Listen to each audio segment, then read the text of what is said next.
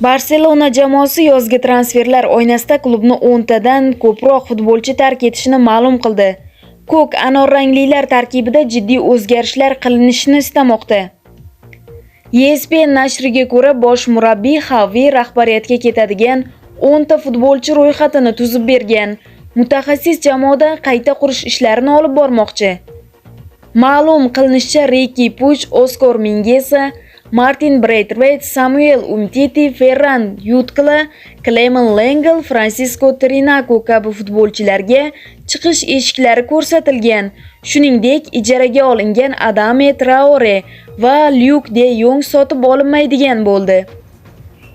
Usmon Dembele va Dani Alvesning ketish-ketmasligi hozircha noma'lum.